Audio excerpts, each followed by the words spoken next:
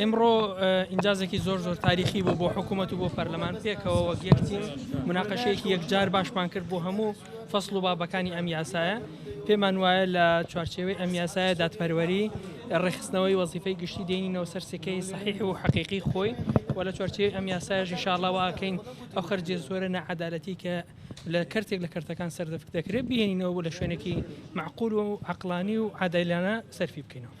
ئەم بابەتانە هەمووی لە بەرزکردنەوەوانە لە چوارچێوەی یاسای بودجە بێڕێک بخرێتەوە.